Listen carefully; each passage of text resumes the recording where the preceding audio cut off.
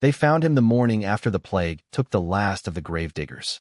A child in rags, asleep beside the stone steps of St. Berald's chapel, cradling a rat as one might a doll. Snow had gathered on his hair like dust on a forgotten relic. He did not cry. He never did. They called him Jaspar, for no better name. The priests took him in out of shame, not mercy. They scrubbed him with vinegar and river salt, but some stains do not wash. His eyes, green as absinthe and twice as bitter, watched the world with the dull patience of someone waiting to be struck. He was born laughing, not with joy, but with survival, sharp, untimely laughter that twisted in solemn places. The nuns would beat him for it until his ribs hummed like cello strings, but the sound only grew stranger. His tongue, it seemed, was not made for prayer. It was made for performance. By 13, he had already been tossed from the monastery and taken in by the Lord of Valderi, a man who enjoyed cruelty as others enjoy wine.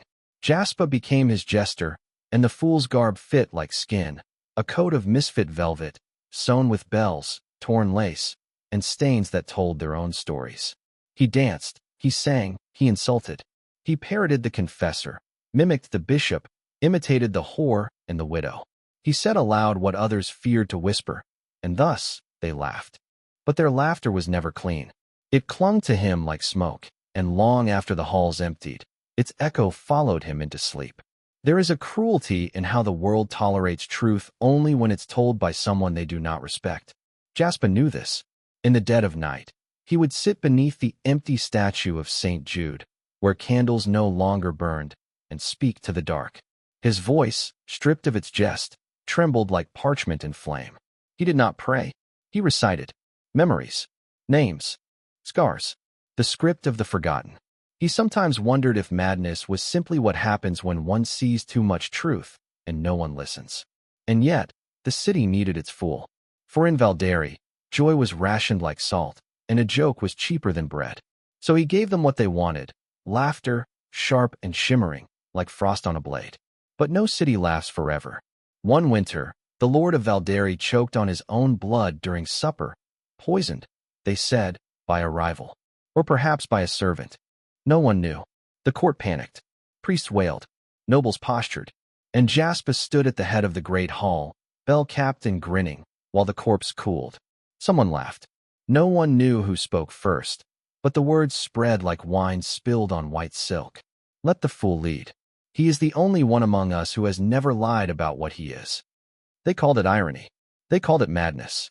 But by dawn, Jaspar wore the Lord's cloak, and the throne beneath him creaked as though in warning. And so, Valderi crowned its fool. He did not celebrate.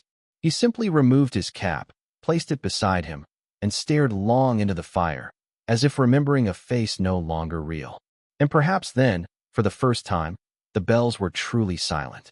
The first morning of his rule, the bells of Valderi rang not in celebration, but confusion. No edicts were read. No soldiers marched. The market opened late. Pigeons circled the spire of St. Berald's, disoriented by the silence. The fool, now seated in the high chair of the Court of Ashes, gave no orders. He only watched. Those who expected chaos found stillness. Those who feared madness found only mirrors. He wore no armor, no velvet, no scepter, only the motley robes of his old trade, faded now, stained with years of spilled wine and sweat. The same fool's cap sat on his lap like a pet that had died. He touched it with slow reverence. Rule? He muttered, almost to himself. I've done it all along. Only now the laughter is quieter. The courtiers, stripped of their master, slithered close, smiling, nodding, trying to turn him into something familiar. Some praised him as a symbol of humility. Others sought to mold him into a puppet. But Jaspar saw them. He always had. He knew every twitch of their mouths, every game, every false courtesy disguised as concern. He had spent a lifetime watching men speak one thing and mean another. A fool is not blind. He is expected to pretend to be. Power, he soon understood, was not a crown or a title. It was a silence in which others began to speak more carefully. It was how a room changed when you entered it. It was the absence of mockery. And in that silence, Jaspar felt a terrible thing, solitude. He who had always been surrounded by noise, jeers, applause, whispers, now found himself beneath a vaulted ceiling where even his thoughts echoed. He made no decrees for 30 days. On the 31st, he walked barefoot to the House of Records, unaccompanied, and read, truly read, for the first time in his life. He traced every page with his fingers like scripture. Tax ledgers, grain inventories, the rolls of the condemned. What he found disgusted him. In the margins of a forgotten document, he discovered the name of a boy hanged for stealing onions. In another, a woman fined 10 days' wages for mourning her son too loudly during Mass. It was all there, catalogued neatly in black ink, the weight of cruelty buried beneath seals and Latin. That night, he stood at the central square and burned 27 books beneath the stars. When the priests arrived in outrage, he said only, "Some words are too clean to hold the truth. I prefer fire." Rumors grew. Some said he was possessed. Others said he spoke to shadows in the old theater. But many, too many, began to believe. His judgments, when given, were strange but fair.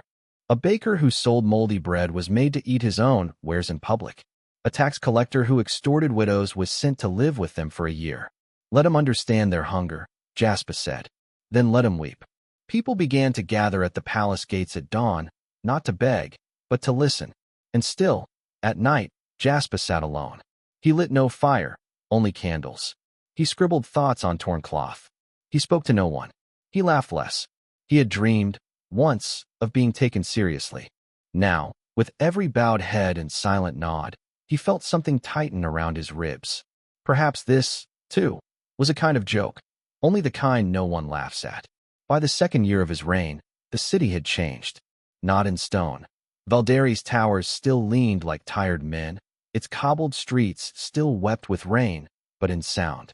Laughter, once sharp as knives, had dulled. Taverns whispered where they once roared.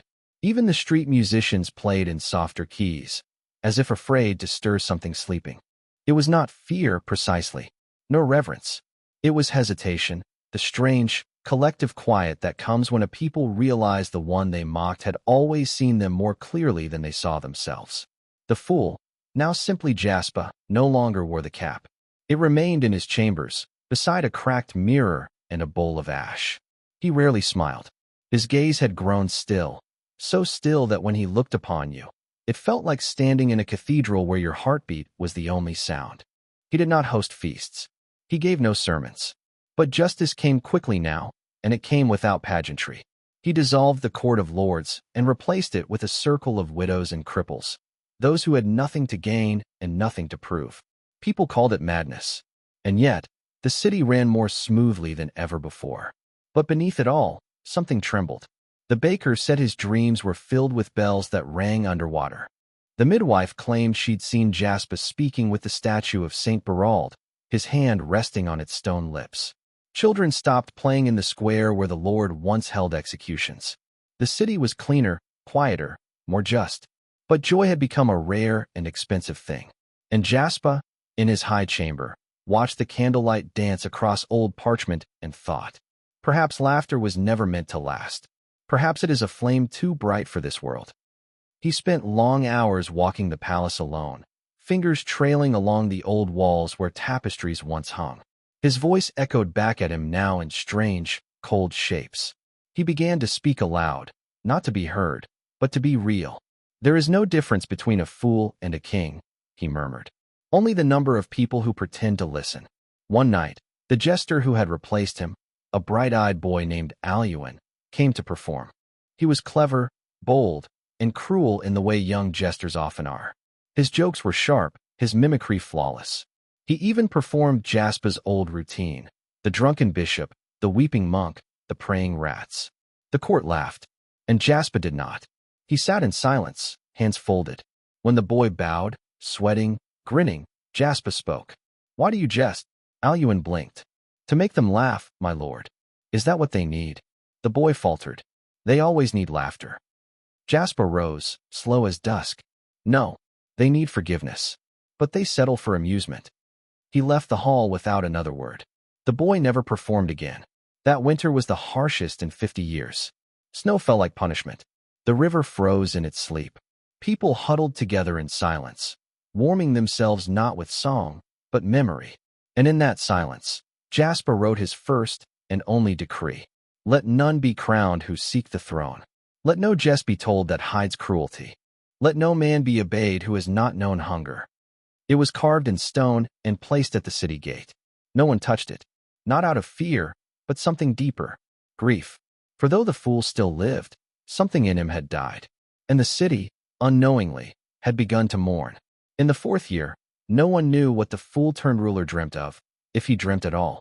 Jaspar no longer attended the gatherings of his council. They came to him, seated on cold benches while he stared past them, eyes not vacant, but inward. He answered little, and when he did, it was not in command, but in question. What is fairness to a man who cannot forgive? Is justice still just, if it makes us lonelier? What is the difference between order and obedience? The council returned home each time with more silence than answers. Some said he had gone mad. Others, that he had become a saint. A few began to say nothing at all. Valderi still functioned. Bread baked, wheels turned, guards patrolled. But the sense of rhythm had vanished. It was a city balanced on reflection, a glass bell waiting to be struck.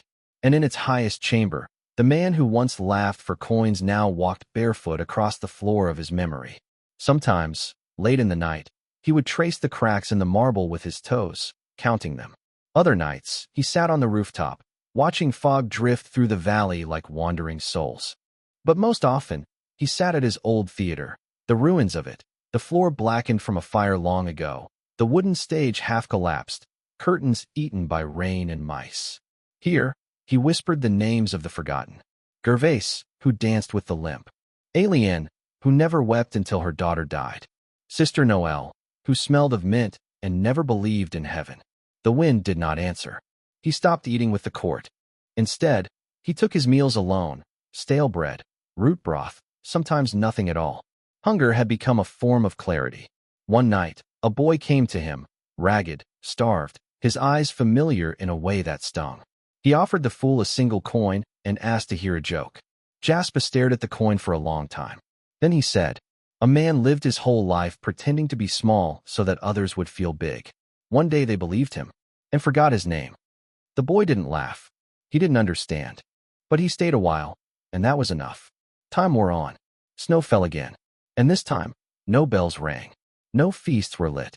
Even the cathedral's candles flickered in half-hearted prayer. A soldier once tried to cheer the city with a puppet show in the square, wooden kings and talking pigs, voices high and foolish. The people watched, waiting for something to lift, to spark, to break the long hush. Nothing did. When the soldier finished, a child asked, "Is that what the old days were like?" "No," said a woman beside him. "In the old days, we laughed because we were afraid. Now, we are only tired." Jaspar heard of the puppet show. He said nothing. He simply took his old cap from the box where it lay, held it for a long while in his lap, and whispered, "I wore this to survive, not to be remembered." And somewhere in his mind, a door closed. Behind it, the voice of his younger self still echoed, wild, clever, defiant, but muffled now, as if underwater. He had not silenced the fool. He had buried him. In that moment, he understood the final cruelty of power. It doesn't change who you are. It only isolates the part of you that was once human. They began to touch the stone where he stepped. At first, it was the old, those with no teeth and fading eyes, who remembered hunger under the last lord and saw in Jaspar a strange kind of mercy. Then it was the mothers, bringing their sick children to sit near the palace wall, believing the quiet air that surrounded the fool could drive out fever. No miracle ever came, but neither did death, and so the belief deepened. They carved small statues of him, not in motley, but in robes of ash gray, eyes closed, hands open. They called him Saint of Sorrows, King of Silence, he who sees behind smiles. He issued no blessings. He granted no prayers. Still, the people knelt. What had begun as satire had hardened into devotion. The fool had outlived their laughter. Now he ruled something more enduring. Their need to believe in someone who did not hunger for gold, blood, or praise. A new painting appeared in the cathedral. It showed Jaspar seated, crownless, head bowed, surrounded by weeping men in noble cloaks. The priest who commissioned it claimed it came to him in a dream. When Jaspar saw it, he only said, "You paint me as though I've already died." The priest smiled with soft eyes. Only saints live forever.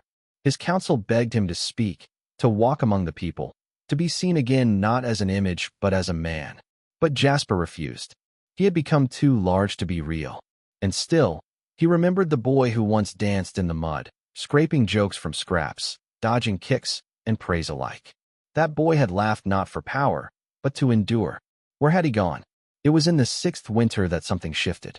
The crops failed, not from plague, but from cold that would not lift. The river cracked like bone, and ice bloomed in the wells. The people, already lean, grew gaunt.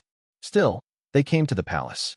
They brought not petitions, but offerings, bread carved with symbols, dolls made in Jaspar's likeness, even locks of hair. They left them at the gates, kneeling in silence. They no longer expected answers. They simply hoped to be remembered. Jaspar watched from his high chamber. He said nothing. He had not spoken in weeks.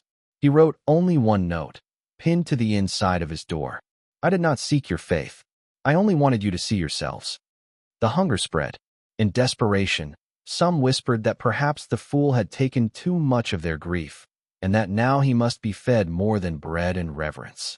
One night, a priest, a young, pale man with a holy stare, proclaimed from the church steps, "All things that hold power require sacrifice." He said it softly, but hunger makes soft things sharp. By week's end, a plan stirred in hushed voices, not of rebellion, but of offering. If the fool had saved them before, perhaps he must suffer again. Perhaps the silence demanded it. Faith, after all, is a knife that smiles. The snow did not stop. By the 7th week, roofs caved under its weight. The bells of St. Berald's cracked in the cold, their music reduced to dull iron coughs. Hunger became its own language, spoken with eyes, with silence, with the hollow way people turned their heads from each other. The people no longer asked what was right. They asked only what might bring relief. One night, without announcement, Jaspar left the palace. No guards, no procession, just a man in a threadbare cloak walking barefoot through the square. Some recognized him. Others thought he was a ghost. He stopped at the broken theater, where he had once performed for scraps and curses. He stepped inside, stood on the ruined stage where boards sagged under snow, and said, softly, but clearly, "There once was a fool who became a king, because the people were tired of being lied to. He wore no crown, gave no laws, and made no promises. Still, they listened, but they forgot that fools are meant to be laughed at, not followed." He looked out into the dark, where only wind answered. And so, the joke ended, and no one laughed. He returned to the palace, but not to stay. He entered the vault, where the records of judgment were kept, and began to burn them. Every decree, every list of debts, every record of punishment. He fed them to the fire like sins into a confessor's hands. At dawn, the chamber was empty. On his desk, his cap, folded like a prayer. On the floor, his sandals, dusted with ash. On the wall, written in coal, "I leave you no king, only your own reflections. Rule them gently." He was never seen again. Some said he walked into the mountains and froze. Others claimed he became a hermit in the woods. A few whispered he was never real to begin with, that he was a trick the city played on itself to survive a darker age. But every year, on the coldest night, the people of Valderi gather at the broken theater. They wear masks. They light candles. And they tell jokes, cruel, clever, foolish jokes. Then they fall silent. And in that silence, for just a moment, they remember what it means to laugh not because things are good, but because you are still alive. A crown is not a circle of gold. It is a weight of memory. To rule is to carry the stories of the hungry, the mad, the grieving, and to vanish before they begin to worship you. Perhaps this is what Jaspar understood in the end, that the finest joke is not the one they remember. It's the one they don't realize they lived through. Like and subscribe to this channel for more interesting stories.